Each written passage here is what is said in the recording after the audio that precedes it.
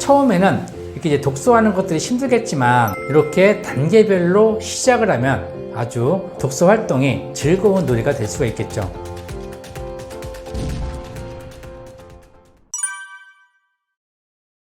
중학교 시기에 진짜 독서가 중요해요. 제가 이제 독서를 꾸준히 이렇게 하다 보고, 그다음에 제 아들도 이제 독서를 통해서 성장하는 그런 케이스거든요. 그래서 이제 첫 번째는 책 읽기는 나를 완성해 나가는 그런 과정이다라고 봅니다. 예. 그래서 이 초등학교 때는 그래도 부모님의 보호 속에서 자랐지만 중학교부터는 이제 내 스스로가 계획을 세워서 나의 삶을 한번 설계해보는, 그래서 이 중학교 때부터의 책 읽기는 나를 완성해 나가는 그런 과정이고, 두 번째는 좋아하고 잘하는 것을 더 잘할 수 있는 그런 기회가 되잖아요. 그렇죠? 그래서 나이가 원하는 진로 분야를 결정을 하고 그 진로를 이루기 위해서는 거기에 맞추면 또 공부도 해야 되고, 그래서 이 중학교 시기에는 공부도 중요하기 때문에 이 독서 활동은 내가 좋아하고 잘하는 것을 더 잘할 수 있게 하고, 그리고 성적에도 아주 많은 영향을 미칩니다. 세 번째는 독서 활동은 나 자신을 제대로 파악해 볼 수 있는 그런 계기가 된다고 보거든요. 그래서 중학교 시기에 이제 사춘기가 쫙 오잖아요. 질풍노도의 시기가 오면서 내적으로나 외적으로나 변화가 심한 이런 시기예요. 자, 이 시기에 양서, 좋은 책들을 많이 읽으면서 나 자신에 대해서 제대로 파악하는 게 중요하겠죠. 제 아이 같은 경우에 보면은 너는 책을 왜 읽니? 라고 물어봤을 때 친구의 마음, 친구의 생각을 이해할 수 있는 계기가 됐다고 합니다. 그래서 요 중학교 때 청소년 시기에 책을 읽으면 정말 친구의 그런 생각들, 친구가 말하는 것들을 이해할 수 있는 배려라고 하죠. 배려할 수 있는 기회가 그러한 역량들을 키우는 것 같습니다. 네. 제가 볼 때 중학교까지는 그래도 읽지 않나라는 생각을 하거든요.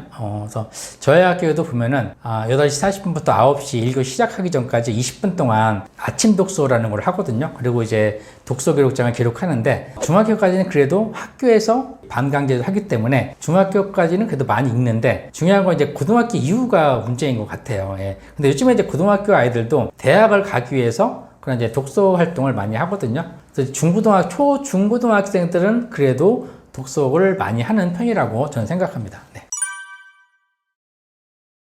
자, 독서를 읽으면 어떤 점이 좋을까요? 첫째, 저 같은 경우에는 기분이 꿀꿀하고 우울할 때 책을 읽으면 스트레스가 풀려요. 이럴 때는 재미있는 소설책을 읽습니다. 청소년 소설이라든가. 자, 그 책을 읽으면서 깔깔대고 웃다 보면은 쌓여있던 스트레스가 확 풀리죠. 첫 번째는 책을 읽으면 스트레스가 풀린다. 두 번째는 책을 읽으면 암기력과 집중력과 분별력이 생긴다. 그래서 저 같은 경우에 이제 새벽 3시부터 이제 7시까지 책을 읽고 글을 쓰는데, 자, 이렇게 시간을 정해놓고 책을 읽는 게 중요합니다.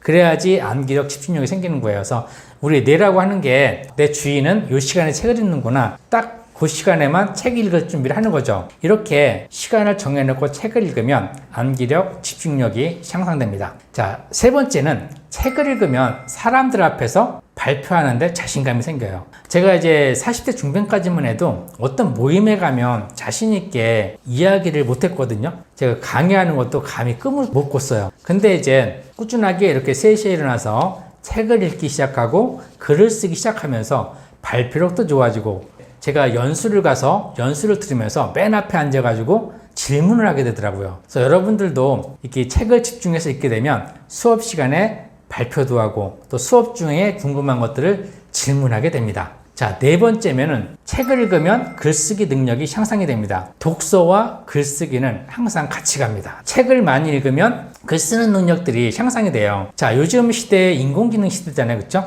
요즘 시대에 가장 중요한 거는 글쓰기 능력이에요. 자, 이러한 글쓰기 능력을 이 사회가 또 요구하고 있죠. 책만 제대로 매일 읽어도 논리적으로 글을 쓸 수 있다. 자, 다섯 번째는 책을 읽으면, 자, 읽는 만큼 나에게 많은 도움이 되는데, 책을 읽으면서 집중해서 읽으면 잡념도 사라지고 여러 방면의 책 내용들을 관련해서 이제 그 작가의 의도를 파악할 수가 있어요. 그래서 우리가 이 책을 읽으면 사고력이 높아진다고 하잖아요. 그렇죠? 비판적 사고력이 향상이 되는데, 그러한 것들은 이제 생각하게 만드는 거예요. 그래서 그냥 아무 생각 없이 읽는 게 아니라 책을 읽으면서 생각을 하게 되는 거죠. 그렇죠? 아, 작가는 왜 이런 표현을 했을까? 저는 책을 읽으면서 작가가 썼던 표현들 많이 이제 살펴보는데, 그러면서 생각을 하게 되죠. 자, 이렇게 이제 책을 읽으면서 생각을 하면서 읽고 그 속에서 스스로 답을 찾아갈 수 있겠죠. 독서에도 계획이 필요합니다. 왜냐하면은 책을 목적 없이 읽게 되면 내 삶에 아무런 효과가 없어요. 사실 제 주변에도 보면은 저보다 일찍 시작하셨던 분들 보면은 거의 지금까지 한 20-30년 읽었으니까 거의 2.0 읽었다고 하거든요. 근데 그분들 거기서 끝나는 거예요. 예. 저도 이제 40, 40대, 50대 전까지만 해도 취미로 이제 책을 읽다 보니까 목적이 없어서 중구난방을 이렇게 아무 책이나 읽게 됐거든요. 근데 책을 읽고 나면은 그 다음날 앞부분이 생각이 안 나는 거예요. 그래서 처음 다시 들어와서 읽게 되는데, 그래서 이제 생각을 했죠. 책을 쓰게 되면 독서가 연결되어 있는데, 그럼 독서 계획을 한번 세워보자. 독서하기 전에 우선 독서하기 전에 가장 좋은 환경들을 만들어 보는 거죠. 그렇죠? 그래서 나에게 최적의 환경이 어딜까? 제가 생각한 최적의 환경은 아침 새벽 3시였어요. 왜냐하면은 제가 새벽잠이었거든요. 저녁에 좀 일찍 자고 새벽에 3시부터 일어나다 보니까 고요하잖아요. 그쵸? 주변이. 그래서 독서하기에 딱 좋은 시간인 거죠. 그래서 첫 번째는 독서하기에 가장 좋은 그런 환경을 만드는 거고, 두 번째는 매일 똑같은 시간에 읽는 거예요. 저 같은 경우에 이제 매일 새벽 3시에 일어나서 무조건 책을 읽습니다. 1시간씩. 자, 세 번째는 읽고 나면 반드시 필사를 합니다. 이게 정리를 안 하면은 읽은 후에 생각이 안 나요. 저 같은 경우에 이제 완독을 한 후에 서평을 쓰는데 서평 쓸 때도 기억이 안 나죠. 그래서 읽고 나서 반드시 메모 또는 필사가 중요하죠. 자, 네 번째는 완독 후에는 서평을 작성한다. 그래야지 이제 한 권 다 읽었을 때 마무리가 되는 거죠. 자, 이렇게 이제 제가 새벽 3시에 일어나서 매 시간 똑같이 읽고 나서 필사하고 서평까지 쓰면서 집중하는 능력이 생기고, 그 다음에 부정적인 그런 생각들이 사라지고 좀 더 긍정적이고 자신감 생기면서 젊은 시절에 없었던 집중력과 암기력이 다시 향상됨을 느끼고 있는 거죠. 독서는 계획적으로 읽어야 하고, 그래야지만이 내 생활 속에서 변화를 경험할 수가 있는 것입니다. 저 같은 경우에는 이제 제가 강의할 때 학교에 수업할 때 이제 많은 얘기를 하는데, 첫 번째는 책과 친해져야 되겠죠. 그렇죠? 일단 책과 친해야지만이 내가 책을 읽어볼 거 아니에요. 처음 독서하는 친구들은 처음부터 두꺼운 책을 읽기보다는 재미가 있는 얇은 책, 쉽게 읽을 수 있는 그런 책들부터 먼저 시작하는 게 좋습니다. 그래서 첫 번째는 책과 친해져라, 절친이 되라. 자, 그 다음에 두 번째는 나를 성장시키는 책을 선택을 해야 되겠죠. 그렇죠? 저 같은 경우에 보면은 뭔가 기대를 갖고 이제 책을 선정을 했는데 쭉 읽다가 보면은 이게 뭐야? 그러면 그냥 덮어버리거든요. 그래서 뭔가 기대감이 없으면 하고 싶지 않아요. 내가 이 책을 읽든 공부를 하든 내 꿈을 이루기 위해서 나는 책을 읽을 거야. 나는 성적을 높이기 위해서, 집중력을 키우기 위해서 지금 책을 읽는 거야. 이게 뭔가 나를 성장시킬 수 있는 목표를 가지고, 그냥 동기부여를 가지고 책을 읽는 게 중요하고요. 세 번째는 시간을 만들어서라도 책을 읽어라. 학교 공부, 요즘 이제 우리 청소년들이 학교 공부나 학원 때문에 정말 책 읽을 시간이 없어요. 상담을 하다 보면은 정말 없대요.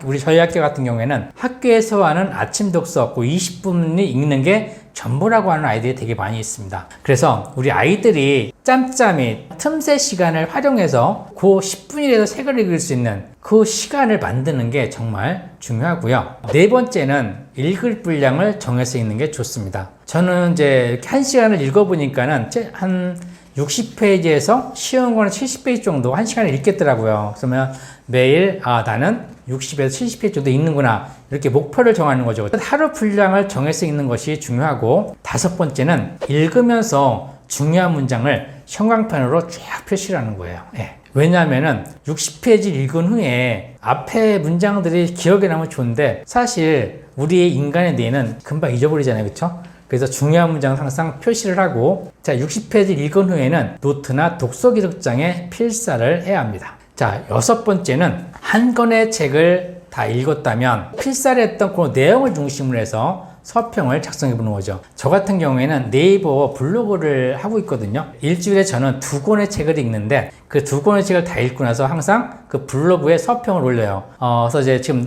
넘버링을 한 게 이제 2021년부터 했는데 지금 한 360권의 책이 서평으로 기록이 되어 있습니다. 처음에는 이렇게 이제 독서하는 것들이 힘들겠지만 이렇게 단계별로 시작을 하면 아주 독서 활동이 즐거운 놀이가 될 수가 있겠죠.